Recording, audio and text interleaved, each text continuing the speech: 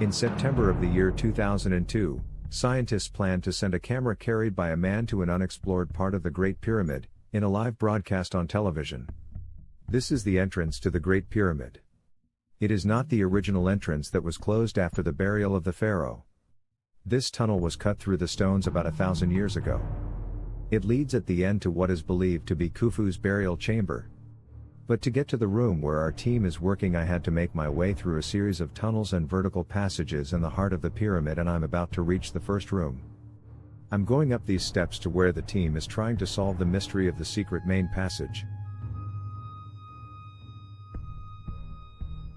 In the year 1992, German engineer Rudolf Pring discovered the dark main. When his robot climbed 65 meters up the corridor, his team was stunned by what he saw. The passage is blocked. The stones seem to have been carefully cut to fit the passage.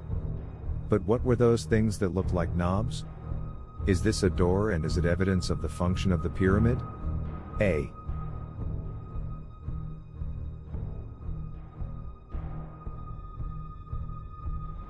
This corridor and stone amazed Dr. Zahi Hawass, the head of Egypt's antiquities, and he dreamed of seeing what was behind it.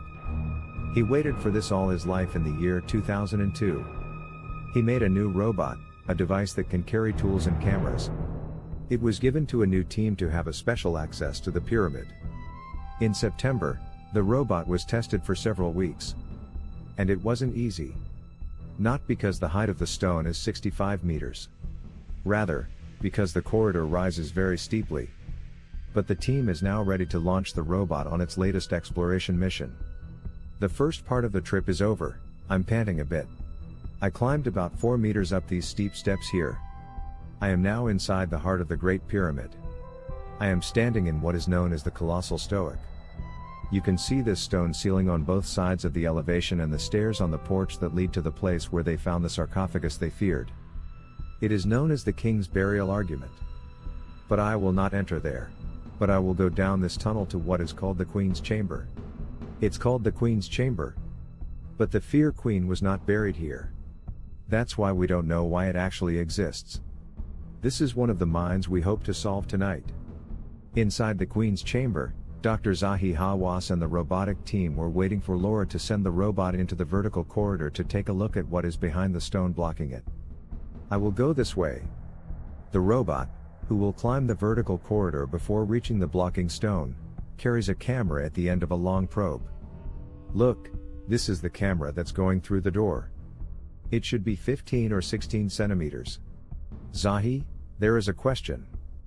People will ask if anyone disagreed. No, but I have some ideas that we will discuss. There is a man making his way up a long small vertical corridor towards a door. But the purpose of the corridor and beyond the door is not known, and as in the Queen's Chamber below, there are two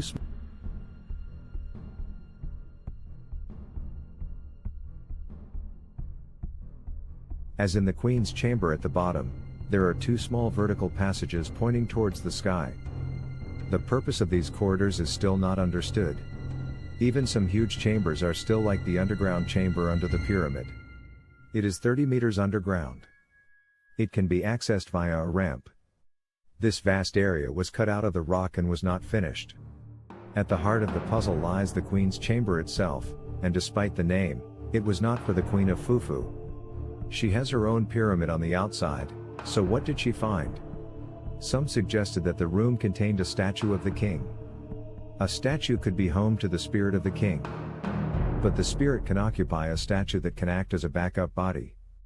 Couldn't that be a clue to the purpose of the small main corridor and the function of the pyramid itself? Is this the secret of the lanes?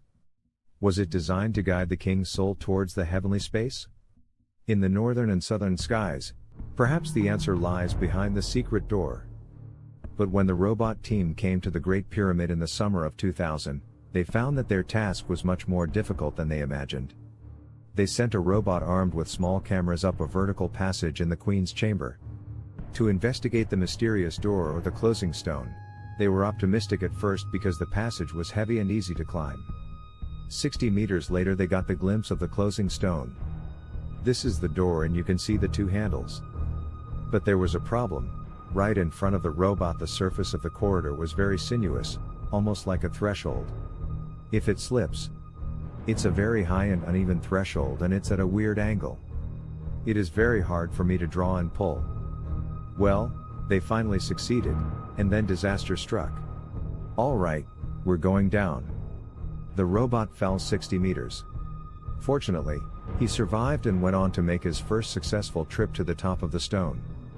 Dr. Hawass and the team got a good first look at the stone with 2 brass handles. Look how heavy it is. It's awesome.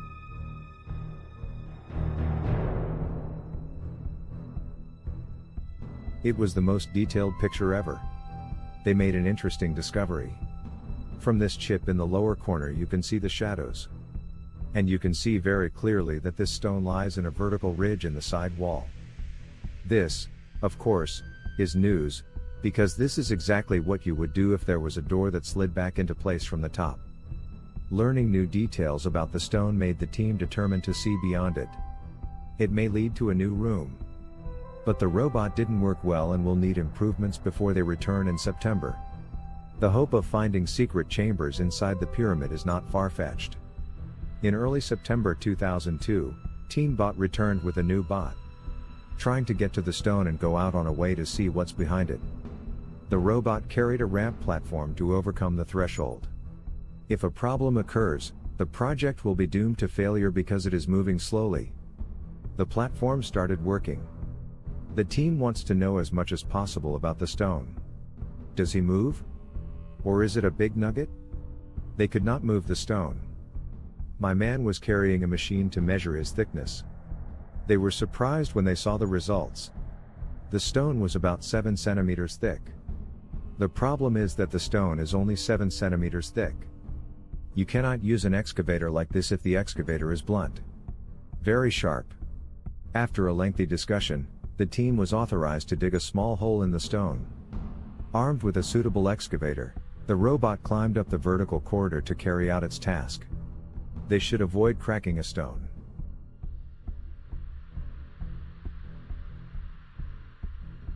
Bravo! And complete health without harm. But what about the other side? And why is there a stone if the vertical paths in the Queen's chamber aim to humiliate the King's soul to the heavens? If the locking stone is some kind of fake trapdoor with something behind it, the robot will answer us. On the night of the 16th of September, the robot was standing in front of the stone, ready to shower a small camera through the hole he had made to see what was behind it for the first time. It's the moment of truth, Zahi. This is what we've been waiting for. The camera is now facing the 1 centimeter hole in the stone door. We're now going to follow her progress through the hole with that camera. And we will know what is behind the stone door. To see well, ask you lights. You can see the camera approaching the hole there. Zahi, tell us what's going on? The camera is now entering the aperture. Well, oh my god, look at that. We hear screams inside. Flag to trace team. Let's see, well, turn up the lights. You can see the camera approaching the hole there. Zahi, Selena, what's going on? The camera is now entering the aperture. Well, oh my god, look at that, we make out and screams on the inside. The team of furniture scientists had been waiting for this moment for months. That's exciting. What do we see, Zahi? We see another closed door. Another locked door? Okay.